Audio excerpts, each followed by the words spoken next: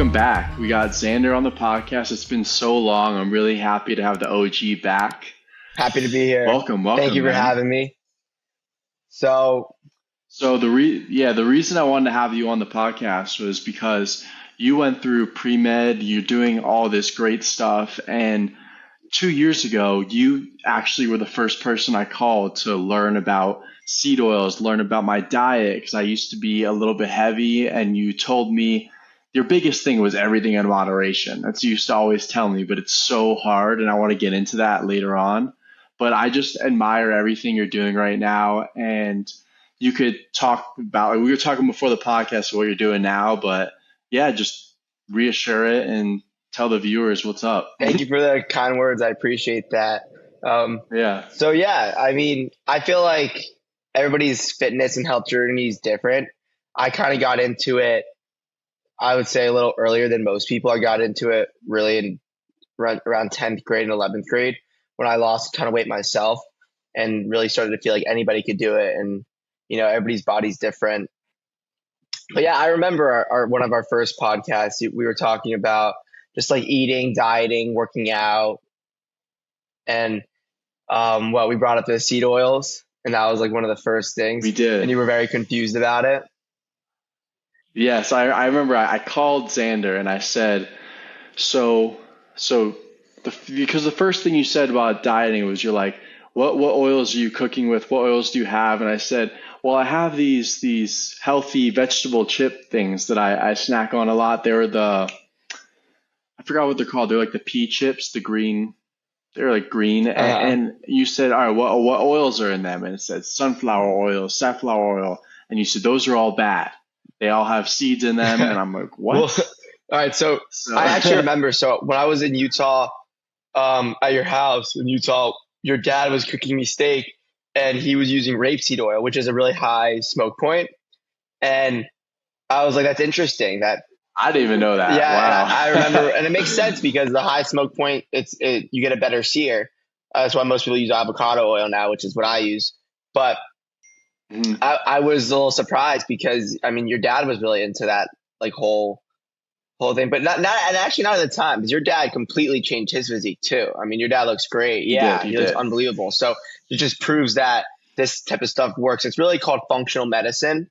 And so like, I'm not so extreme. Like, for example, I won't not eat something if it has seed oils. I just rather not have it in my house or my kitchen. Like, and do I think that it's okay for some people to like just completely cut it out? Yeah, that's fine. But I'm sure you do that. So is it hard to get around sometimes? Like every restaurant you go to? It is hard. I mean, let's start from the beginning though. Like what is a seed oil and why are they even bad? Well, okay. So basically I'm not an expert in the science, but I kind of know the basic knowledge of it.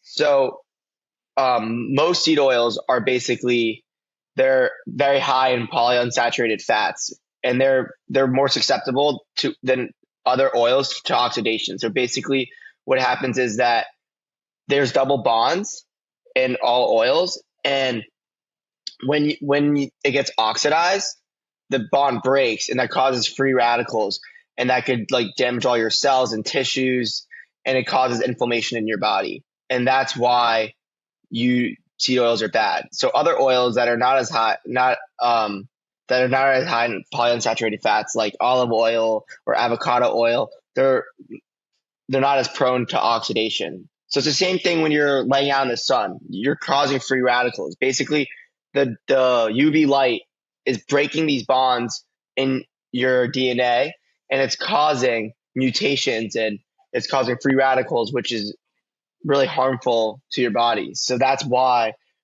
you try to limit seed oils, because it causes inflammation and it's not good for your body. The biggest thing that I realized with cutting out seed oils and proof that it actually works is my brother Blake. My brother Blake used to have seizures almost every single week, every 2 weeks. And I told my mom about this. I was like, Mom, I'm telling you, you should switch his diet and cut out all the bad oils and just make him whole foods. And she did that.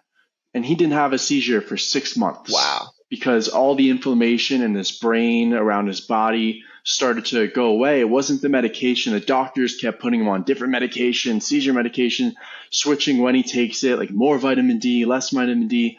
But the truth was, it's just what you're putting in your body.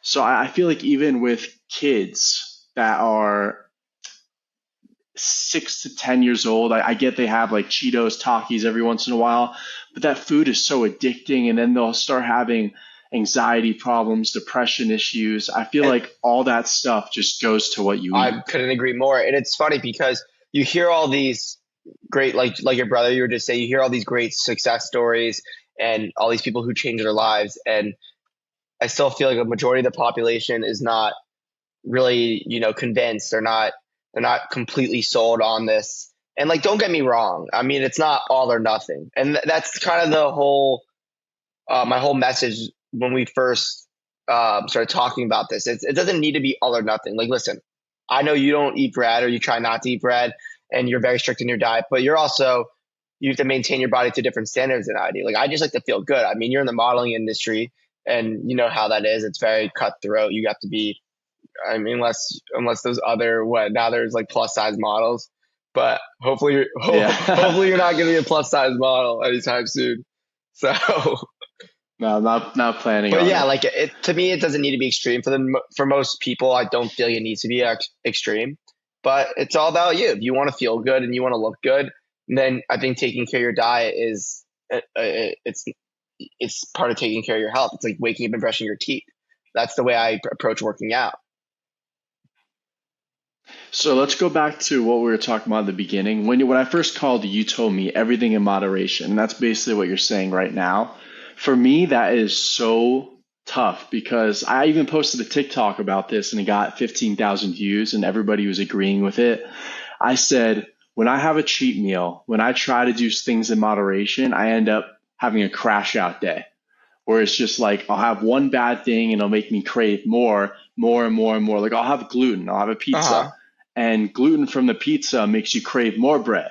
And then it's just a whole spree. So how do you actually do it in Well, moderation? scientifically speaking, dude, that actually happens because your gut is your second brain. And what I mean by that is there's a bunch of neurons in your gut, and there's also a bunch of bacteria, and it's signaling to your brain.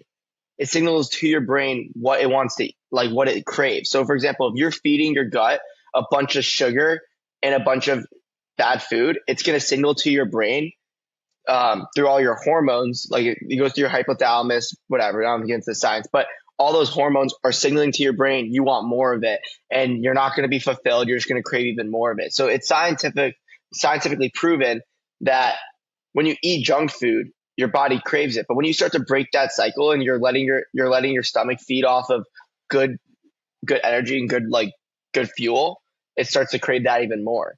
So um, like basically what you're trying to ask is why that happens, or how you get over No, that. why would someone eat badly in moderation if they're gonna risk going on that spree like I did? Like you said, when you eat junk food, you crave more of it. Why would someone want to do that in Because moderation? it feels good. Like Or it's eating junk tough. food, it feels good. I mean, it really, like eating food that Mhm. tastes good feels good, and it's having the discipline to have like a. But see, I don't like to call it cheat meal because then like then you're like subconsciously telling yourself this is a treat. You know, You call it a refeed or no, I something? just I just like, if I want it, I want it. Like, you live your life, Hmm. you put in enough work onto your body where if you want to have something, you shouldn't feel guilty about it. Like, if I'm late out at night and it's late out, I want to have five pizzas and stuff my face. I don't feel bad about it because I put in the work every single day. I exercise strength training wise 5 days a week. I get 10,000 steps daily. Recently, I haven't actually because of it. I'm in the office, but like I live a very active lifestyle, and I know you do too. I see all your runs. You run three times the amount that I do, and you're doing like what, like 5 miles, 4 miles every day. Yeah, I try to, but I'm not doing the lifting like you are. I It's try. okay. I don't lift at all. You got to get into lifting. Lifting heavy, super important for muscle mass, or at body weight like calisthenics. But I mean, you look good and you're in great shape and you take care of your diet, which is more important than anything. And do you feel good? Like, how do you sleep? How do you feel throughout the day? You tired? I sleep great when I have my last meal at 4 to 5 p.m. Isn't that crazy? No. I have my last meal that early, and then I'll have my first meal around 12, and then I'll have my last meal around 4 or 5, and then I'll fast So you're like the intermittent whole fasting. time. Yeah. No, that's not crazy at Yes. all. So my body, because another thing I want to talk about before we get into, because I want to talk about this, then we'll get into this other thing. I think the most important thing is eating early because when you eat early, you have so much time to digest your food. And then when you sleep, your body's actually focusing on sleeping and not trying to digest while it's Yes. So asleep. yeah, exactly. When you eat early, your body Hmm. already is processing that food and digesting that food. So when you're sleeping, your body's really focused on repairing your muscles and and replenishing your fuel in your body. It doesn't have to work on digesting because digesting your food is actually that's why when people eat they get tired. It takes a lot of energy. Hmm. Yeah, so that is interesting you say that. It makes a lot of sense, but here's the thing. How reasonable is it for most people to eat at 4 to 5? It's just not people don't even get out of work That's until where that's what I want to get into. So how do you balance? Because right now you're taking a gap year, but you're also in the office. You're learning more about dermatology and what you want to do, which we'll get into next episode. And how do you balance out your health and your fitness while you're working so hard? it's tough. It definitely like when you get home, so I wake up at 7 and I've been getting home at around Hmm. 6:30. So right then and there, that's a big part of your day. And then I have to study for the MCAT basically for 2 hours every day on top of that, at least. So fitting in exercise is very challenging. So what I've been doing the past week and a half is when I get home, I go right to the gym. It's kind of like my way to like get the energy out. And there's times I don't want to go, but it's just like it's like brushing your teeth. It's literally like taking a shower. It's just part of your health. You have to do it. It's a you don't negotiate. Like you know, Hmm. and that's the way I look at it. I just don't even argue with myself.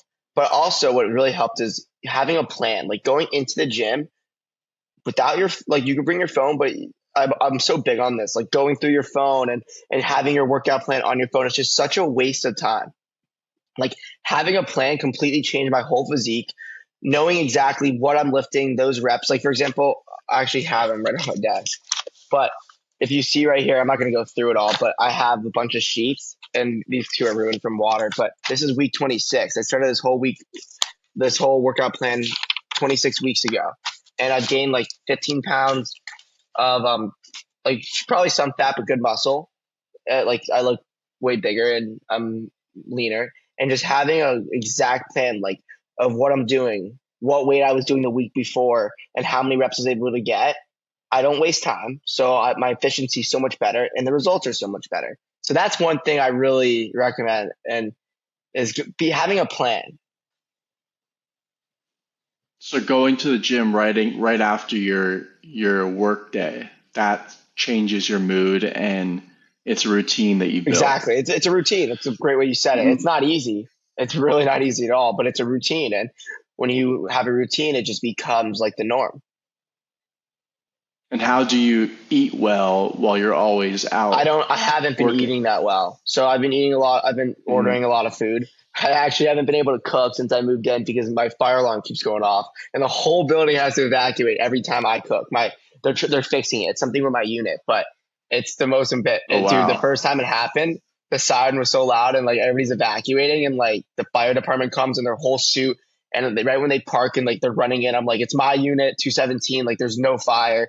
Like you don't need to have your helmets on. And then they like, all right, we just got to check it. They checked it and they left. And the past two times it happened the next night and they didn't even come because they knew it was like a false alarm. But it was pretty embarrassing.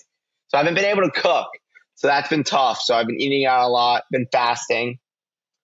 I don't eat breakfast right now. But yeah, I could be better. But I'm not also not like so hard on myself. It's just, my whole schedule's changed. Hmm. Life changes. Like when you were in Florida versus when you were in New York and your parents were home. I mean, Is it not different? Like, are you meal prepping now? Are you like, is it not different for you? In New York, I cook. I don't buy that many things. I mean, I'll buy blueberries, steak, eggs, pork, chicken, and all. And actually started getting into skyr yogurt, not Greek yogurt, skyr. What is that? You ever heard of No, I that? haven't. It's a yogurt that is a different texture than Greek yogurt, and there's a lot more science backed up behind Greek yogurt. It's been around a lot longer, and it has no flavor, and it has a lot of protein for the How does it calories, and it's taste? not that much sugar.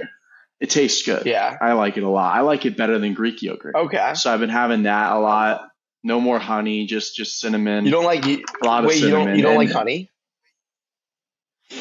I think it's really good. It tastes amazing, but it's just a lot of sugar. I think you can get what honey has in different ways that is less It sugar. is a lot of sugar, but that's like good. I see that's something that's like good sugar to me. Like it, So what do you like mean? it's natural sugars. It's not like it's like it's a natural occurring sugar. It's Yeah, not what's the word I'm looking for? Processed. It's not a processed sugar. So fruit, yeah. for example, has a lot of sugar. Fruit. That's why I only have berries. I mean, I try to limit my carbs, not too much. But that's like the thing that here I'll say what I have to say, and then we'll get into that. But And then when I'm at home, it's a lot different because I'm around my friends. It's not really my family. It's when you're around your friends. Oh my, the only thing to do is eat. You go out, you sometimes drink, you eat, and it just turns into like a 5,000 calorie day every single time I'm with my Do you friends. count your So calories? no, I don't. I think that fucks with your It's too mind. I think it's much. bad. I think when you start your weight gain journey or weight loss journey, I think you should put the scale in another room for at least 2 to 3 weeks. I think all that stuff messes with your mind, but that's really the difference between my New York life and my at home life. And something I actually started doing, which I didn't tell you about, I take a lot of vitamins. I take vitamin D3, K2. I take curcumin phytosome, which is an anti-inflammatory. My brother told me about. I take potassium. I take zinc, and I take vitamin C. So I take all those vitamins, and sometimes when I need to lose water weight, I'll have dandelion root, it just helps drain all the water, but it's a little dangerous because it drains your electrolytes too. But I do that stuff, and I sometimes go on 1 week on off the other for zinc, so I cycle it. But that's what I got into is taking I vitamins. like that. Yeah, no, all Hmm. the ones you listed are super important, especially vitamin D. Yeah, so I'm not like I should be doing stuff like that. It's just a lot, having to balance everything. So what you do Yeah. you prepare it? Do you prepare it like the day before or like the week before and have all the vitamins ready, or is it something you do every day? No, when I have my meal, I'll just like dump it, turn it a dump, and I'll just have that with my No, first meal no, of the it's day. funny. I remember like the first time you started really getting into cooking, and like I remember you like Hmm. didn't even know how to cook anything. And that was Nothing. like the most Yeah. shocking thing to me was, dude, like I was cooking since I was like 10.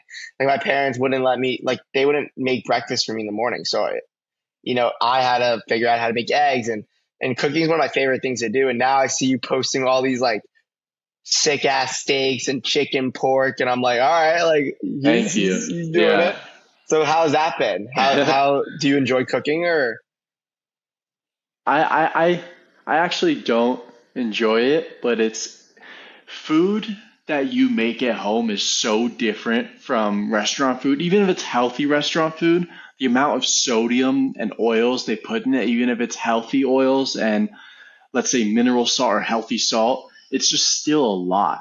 But when I cook with little to no oils. I'll use the avocado spray. I'll try to keep it as low calories as possible. And I will use like a little bit of sodium, like not much salt, but I'll load up on the paprika, load up on the garlic powder. So that's the biggest thing with me on why I cook is so I know what's in the food.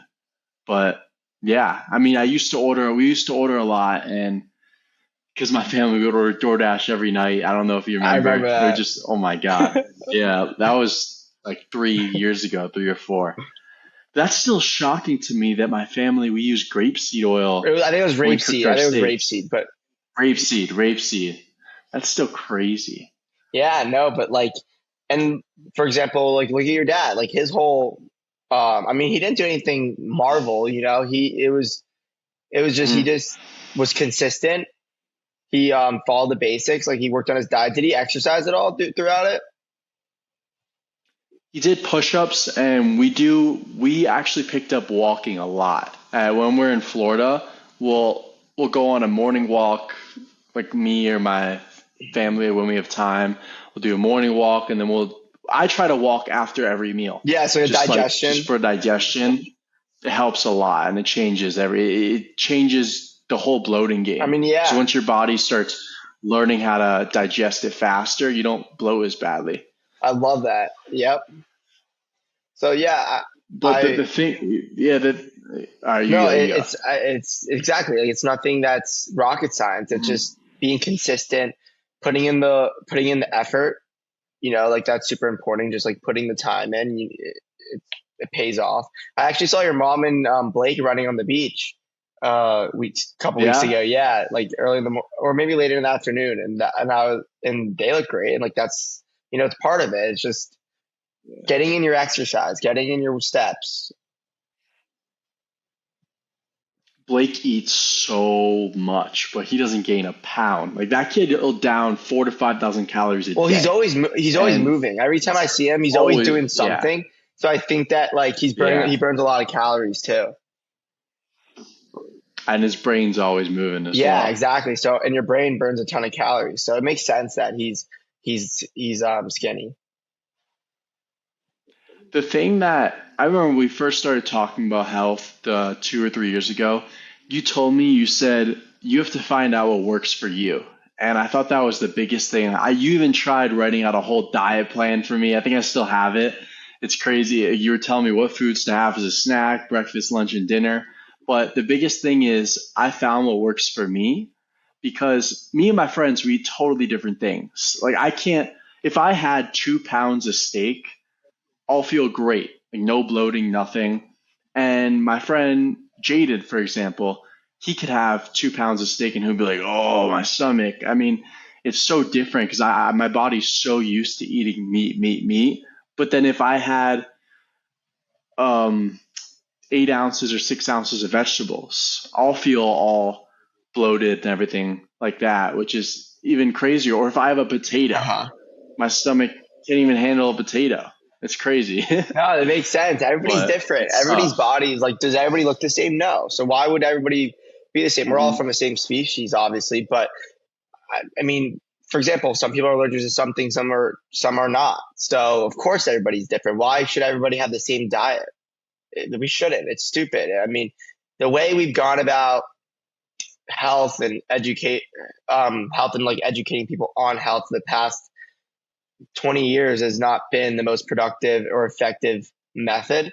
I think now since social media, it's kind of extreme. Like there's so far apart. There's no middle ground. It's like either it doesn't Hmm. matter or you're this huge health junkie fitness guy, and that's also not a good thing. It should be very basic in the middle. Know what's good, know what's bad.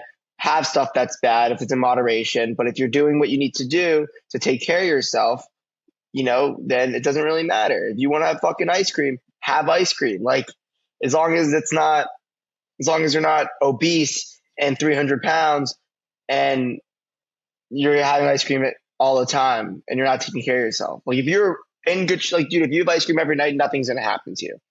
If you keep doing what you're doing I and have know ice cream that. every night, Yeah. you're gonna look the same. Maybe maybe you'll gain a couple pounds, but you'll look good and you'll still feel fine. But maybe crash a little bit later at night because of the sugar. But you know, it's everywhere. You can hear different things. I mean, you can search up anything and ask if it's bad for you or if it's good for you, and you'll get different answers. So I feel like there's a lot of confusion around it, which is tough. But finding what works for you is probably the hardest thing to do because I think in order to do that, you have to be super mindful of what makes you feel bad, what makes you feel good. Like some people don't even know they have allergies until they're like 15, you know what I'm saying? People eat these things and Mhm. not even know they're allergic to it. So it's really listening to your body. Do you believe that when people say they're allergic to certain things, do you think they're actually allergic to the oils that they make that thing with, and they're not actually allergic to the item? Um, it depends. Like I wouldn't, no, I wouldn't say that's the case because I mean, if you're allergic to peanuts, you have a peanut, you're gonna feel it. If you have peanut oil, you're gonna feel it. It's one in one. I mean, you make peanuts to make Hmm. peanut oil, you need peanuts. Why? Like, give me an example. What you mean? So I watched this one podcast with Paul Saladino, and he said that, well, he was talking with someone who is trying out different diets, and he thinks that it doesn't matter what diet you do because each diet is a whole food diet, and you're making it with whole foods, clean oils. He doesn't think it's the actual diet. He thinks it's the change that you're cooking with the right oils. So my question was, let's say I'm allergic to pizza, or I think I'm allergic to pizza, but the only time I have pizza is when it's made with vegetable oil. So I'm actually allergic to vegetable oil. That's my question. Do you think people are actually allergic to the ingredient that's in the pizza and not just the pizza itself? And they don't know about that? I would say yes. Most of the time, when people have something, they're not allergic to the item or like to that food. For example, they're allergic to something in that food. Because I Hmm. mean, basically every except for like Whole Foods. I mean, Whole Foods are obviously one ingredient, but every type of food has multiple. Like every dish has multiple ingredients. So it's probably one of the Hmm. ingredients that they're allergic to. Yes, I would agree to that. Like if somebody's allergic to vegetable oil, anything with vegetable oil is going to make them feel sick. But for example, or say for example, you watch a podcast with Paul Saladino. That doesn't Paul. I actually like. I'm a fan of him. Sometimes I don't really agree with everything he says. You see, that's somebody that spreads a lot of misinformation. Actually, as much as I'm sure you probably think he's the great. You think I so? know so.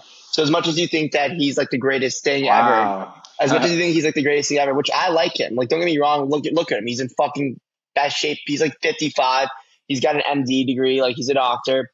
He's not stupid. He knows what he's doing, and he's you could his results of his body is shows for it. But he also spreads a ton of misinformation, and he does a lot of it for views and rage bait. Like some things he'll say are pretty extreme, are very extreme, and I know and it's not that. factual. And like a he'll post like a data sheet from PubMed to uh, back it up, and if you read it, it's like a very fake clinical trial, and it's not. It wasn't a very well ran experiment. So sometimes but for the majority, I like what he has to say. But I wouldn't see if, for example, like if you watch that, you shouldn't come away with like, oh, he's 100%, he's right, you know. So just be careful with like guys like that. Yeah, I just like his diet. His diet has been working for me, animal based. Like your diet's based around animals, but you could also have fruit. You can have honey a little bit. I love Yeah, that. That's I what I've love been his doing, diet and it's too. really He's a great good. diet. But Hmm. I think he didn't have any carbs for a while, and he came back and said that he regrets that diet. And most people should have carbs. Some people could be fine without it, and that I respected because I do think carbs is super important. Like you need to be having and like carbs from different places, like carbs. I think it depends. It depends how what you do, how your body is. Because if someone's battling inflammation, then they could go no carbs and just have meat, meat, meat, and I feel like they'll start to heal. Or if there's someone has a problem that medication isn't solving, sometimes keto helps it. Yeah, but basically, not always because meat also causes inflammation. I mean, anything you eat is going to cause some sort of inflammation.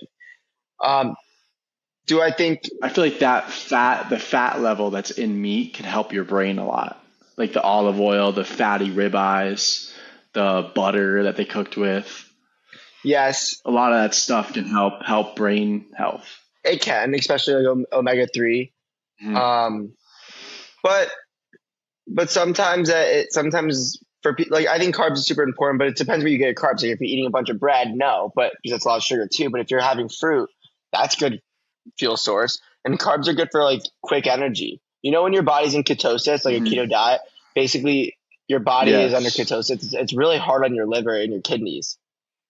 When your body is always in ketosis and it's using its fat as energy, it's super, super hard on your liver and kidneys. So people that are in ketosis have bowel problems. They have like energy problems. So carbs are I don't not feel bad like either. they need to go to the and when you're in ketosis, you don't really need to go to the bathroom because all that stuff you're eating gets used to break down fat, gets used for your body to support your muscles. Am I wrong No, or you're not wrong. I'm yeah. saying, but just because you don't go to the bathroom doesn't mean that you don't have bowel problems.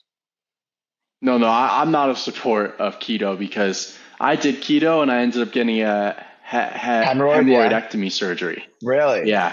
I got a surgery. It was last summer. It was the worst thing ever.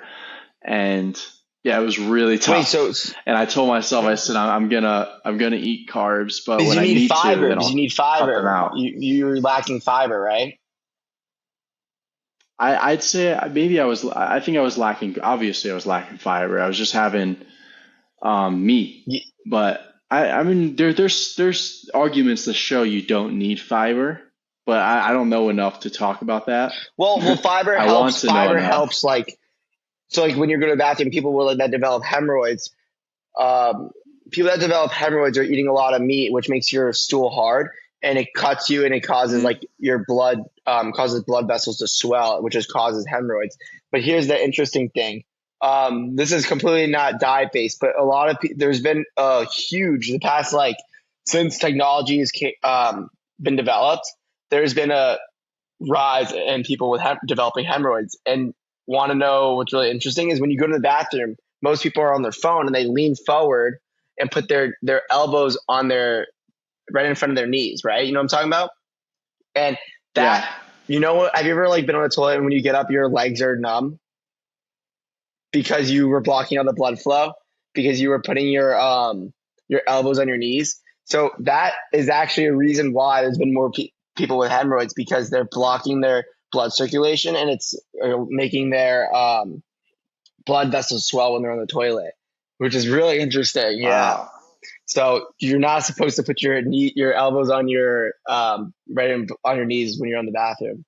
I do when I'm fighting a fucking battle in there. That's the only time. Yeah, it's Everybody does tough. because they're on their fucking phone. Yeah. Yeah. That's funny. That's pretty bad. But yeah, there's so many different things. I mean, it's just really keeping a balance. I mean, what would you say is the most impactful thing you've changed within your whole diet? My whole diet would probably be ooh, finding what works for me because I don't I tried some extreme stuff. I mean, I tried doing what ChatGPT said. I tried talking to ChatGPT, having it make a whole plan for me, but then it was restricted. It was having me have like 800 calories a day, which you can't live off of. It was having me like cut all red meat, have chicken and zucchini and cucumber. But I think the biggest thing that works for me is just having a balance of everything and having food that keeps me full and so I don't have to count calories. That's the biggest thing that I liked what Paul Saladino said was in one of his podcasts, he said, I don't believe in counting calories. I believe in having foods that fill you up enough so you don't have to worry about overeating. Like in the morning, if I have meat and then I'll have my blueberries and skyr yogurt for energy. And then at night I'll have like a red meat that'll have creatine in it. It'll have fat in it that'll keep me full. And then maybe I'll have on the side, I'll have some cucumber or a vegetable that'll have a lot of water in it to keep me full as well. That's the biggest thing is finding foods that keep you full and have a high fat count because when I have higher fat, like if I'll add butter or add olive oil to my meals, it'll keep me full longer. So that's the biggest thing, is having things that keep you full and are lower calories, so you don't really have to worry about counting and stressing about what you're 100%. eating. You couldn't have said that better. And that brings you Mm-hmm. back to the cravings. Like when you have more sugar, it's not going to fill you up. So you're just going to crave even more of it, but if you have a big piece of Yes. steak and then you have, some good sides, like some fiber, some carbs, some good healthy fats, you're going to be full and you're not going to have to eat until the next morning at 12 or next afternoon. You could fast until then. Yes. Well, what about you? What works? What's the biggest thing you've Well, I learned? know, I know what works for me. Doesn't necessarily mean I've been able to implement it. When I'm older and like I Mm-hmm. have more resources, I will, like when I have more money and I'm able to really live the way I want to live, I think that it'll be more doable. But I definitely like to have a piece of steak. Every time I have steak, I feel really, really, really good. Or meat, chicken, or pork, not as much, but steak, chicken, any type of fish, I feel great. So like if I could wake up at, if I could have a steak every morning at like 8 a.m. with eggs with it, eggs, steak, and some fruit, that'd be like my go-to breakfast. But I mean, that's a $15, It keeps you $20. satisfied, but not like full, which is But that's great. It's that great and you feel feeling. great. It tastes Yeah. good. You feel good for the rest of the day. But that's like a $25, $24 meal to have every morning. So it's not really Hmm. something that's sustainable at my age or for most people my age. So, right now I'm not I eating. think it depends where you get it from. I mean, you don't have to. It's not that I much. mean, I don't think how much do you think a good piece of you could steak get a is then? steak at you could get a steak at Sprouts for like $10 to $15, grass fed. You can get a cheaper steak there, or if it's not But grass it's fed, not it'll going to be be like eight USDA Prime. bucks. It's going to be like choice meat. No, no, no. It'll be Prime, No or way. even Show Whole me a Foods. $10 Whole piece of Foods. prime meat. Show me a $10 piece of prime meat, then I'm gonna fly All right, over to you and get it. Sprouts. Because usually when I All every right, keep time going though. every I'll every pull it time I try up. to find like prime meat, it's usually more expensive than that. But Do you care about grass fed, or you just care about um Prime? okay, so that's another thing. Like, do I think it matters? I do, but not to the point where it's like I wouldn't have it if it's not grass fed. Like, I think it's Hmm. important when they feed the cows. Like, of course, you don't want your cow on like fucking steroids, like Mike Tyson, or I don't know, somebody that takes steroids like McGregor. But All right, here's an example. Here's a $19, 1.18 pounds, $18, two fillets, no, it's top Sprouts. sirloin. Yeah, basically Yeah, but fillet. it's not All right, as I'll not as pull up. quality. All right, here's a ribeye, grass fed, grass finished, or grass ribeye, $19 for what is it, a pound? Wait, let me see it. Let me see it again. Okay, but that's not USDA Prime. All right, I'll pull up the Prime. And even then, that's around $11. That's $11 a meal. I mean, I'm just saying, like, this is better than going to at a restaurant. It'll cost the same price. No, at the restaurant will cost more. If you want to get steak at a restaurant, it's cheaper definitely to cook it at home. But I'm just saying it's like Yeah, yeah. to eat steak 7 days a week. I mean, you got to be making some money. It's just the truth. It's like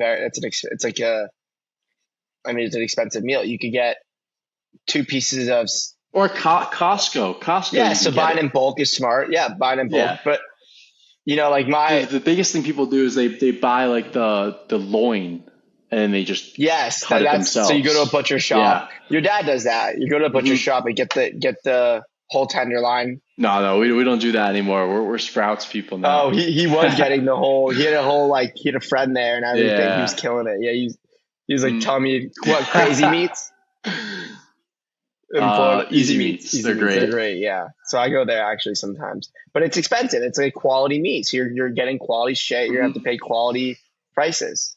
Good prices, good big prices, good food. So, but that's Before we finish up though, so we've been talking for like 40 minutes, crazy.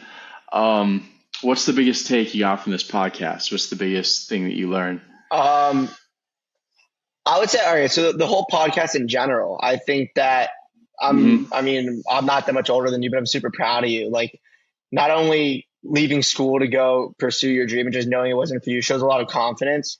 shows a lot of belief. Most kids would never do that. Most kids would still just suffer and finish it because their parents told them to, or because they felt like it was the right thing to do. So I give you a lot of props, and I think that you're going to do big things. I think your consistency, I think your consistency, your belief, your confidence, and knowing that if you don't go to school, you're still going to be fine is just, it's a lot of traits that are going to make you super successful. And I'm proud of you, even though like I'm not that much older than you. I am proud of you. And Thank your you. dad didn't go to school either, and your dad's one of the most successful people I know. And it just shows that you don't have to.